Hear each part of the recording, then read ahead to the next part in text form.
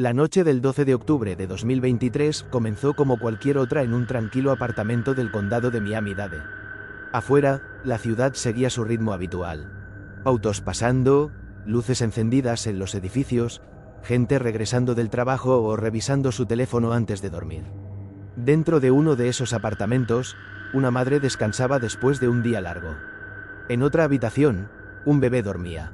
Y en algún punto de esa misma casa, un adolescente de 13 años llamado Derek Rosa estaba despierto. Lo que ocurrió en las horas siguientes desencadenaría uno de los casos más perturbadores y desconcertantes de los últimos años en Estados Unidos. No solo por la brutalidad del crimen, sino por algo que pocos podían comprender: la aparente frialdad con la que todo fue narrado después.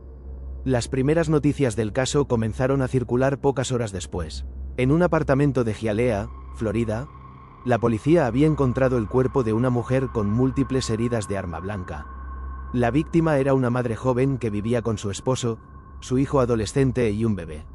Al principio, parecía un caso más dentro de las estadísticas criminales de una ciudad grande. Pero lo que llamó la atención de los investigadores fue quién había hecho la llamada a emergencias. No fue un vecino, no fue un testigo, fue el propio hijo de la víctima. Cuando los operadores del 911 respondieron la llamada, escucharon la voz de un adolescente que hablaba con sorprendente calma. Les dijo que había matado a su madre. Al principio pensaron que podía tratarse de una broma, una confusión o incluso un caso de alguien en estado de shock. Pero mientras la conversación continuaba, el operador se dio cuenta de que el chico no estaba exagerando ni dramatizando. Estaba describiendo exactamente lo que había ocurrido. Los agentes fueron enviados inmediatamente al apartamento. Al llegar, encontraron la escena que el joven había descrito. La madre estaba en su habitación. Había sido apuñalada repetidamente. Cerca del lugar estaba el arma utilizada. El adolescente estaba allí. No intentó escapar. No intentó negar nada. Simplemente repitió lo mismo que había dicho por teléfono: que él lo había hecho. En ese momento comenzó una de las investigaciones más extrañas que la policía de Florida había visto en mucho tiempo.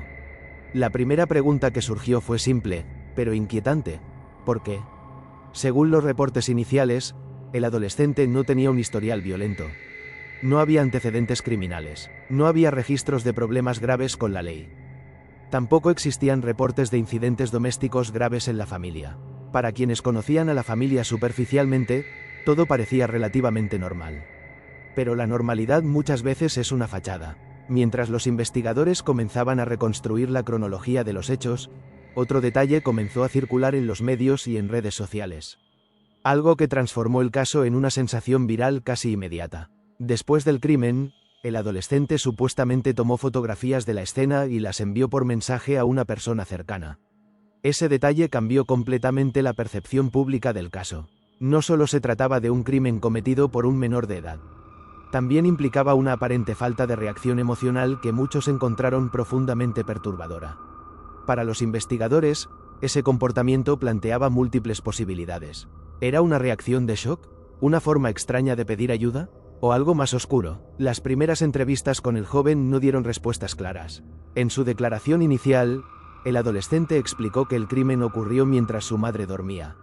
Dijo que había tomado un cuchillo de la cocina. Luego entró en la habitación.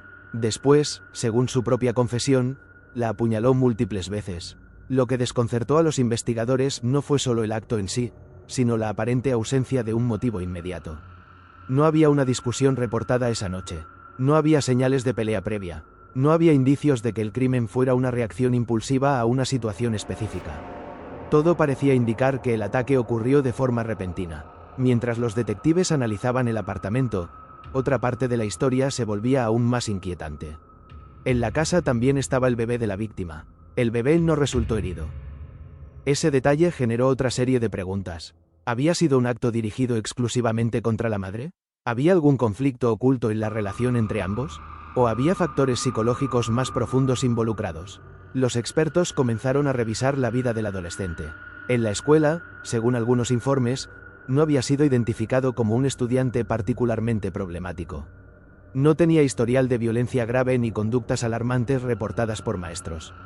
Pero como ocurre en muchos casos criminales complejos, la historia completa raramente es visible desde el exterior. Con el paso de los días, comenzaron a aparecer teorías. Algunas personas especulaban sobre posibles problemas psicológicos. Otros hablaban de conflictos familiares ocultos. También surgieron debates sobre el impacto de Internet, videojuegos violentos y cultura digital en adolescentes. Sin embargo, los investigadores insistían en algo importante. En ese momento no había evidencia concluyente de que ninguno de esos factores fuera la causa directa. La investigación continuaba. Mientras tanto, el caso explotaba en redes sociales. Miles de usuarios analizaban cada detalle disponible. Videos explicativos comenzaron a aparecer en TikTok, YouTube y Reddit. Cada nueva información generaba más preguntas que respuestas. Algunos usuarios señalaban la frialdad aparente del adolescente durante su confesión. Otros se preguntaban si estaba en estado de shock.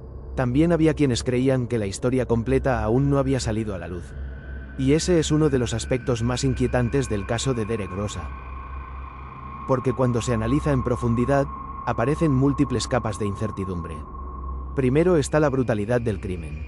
Un ataque con múltiples puñaladas en medio de la noche dentro del propio hogar. Después está la edad del acusado, 13 años. Luego está el comportamiento posterior al crimen. La llamada al 911, la confesión inmediata y las supuestas fotos enviadas. Pero incluso con todos esos elementos, todavía hay algo que no encaja del todo. Los criminólogos suelen estudiar patrones en los casos de homicidio. En muchos crímenes familiares existen antecedentes de conflicto prolongado, abuso o tensiones acumuladas durante años. En otros casos, los crímenes cometidos por menores pueden estar relacionados con problemas psicológicos graves o episodios extremos de ira. Pero en este caso, al menos en las primeras etapas de la investigación, esos patrones no parecían evidentes. Eso llevó a algunos analistas a plantear otra posibilidad: que el caso todavía tenga información desconocida que no ha sido revelada públicamente. Las investigaciones criminales suelen avanzar lentamente, especialmente cuando involucran menores de edad. Gran parte de los detalles se mantienen confidenciales durante meses o incluso años.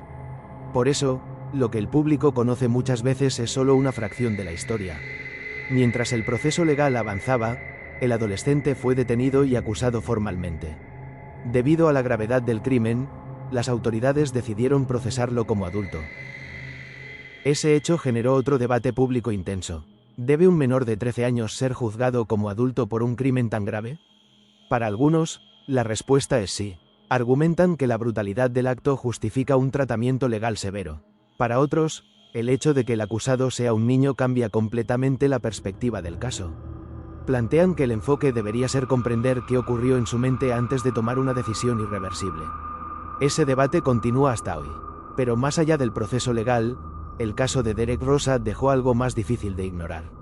Una sensación inquietante que aparece en muchos crímenes reales.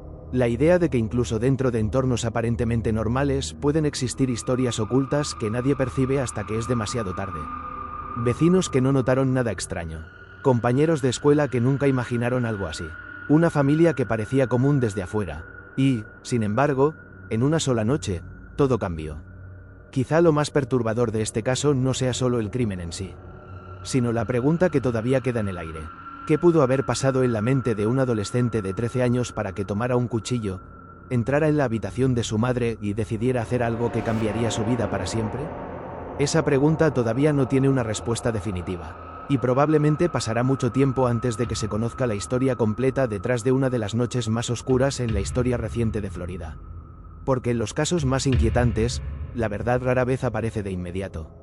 A veces se revela lentamente. Y otras veces, nunca se revela por completo.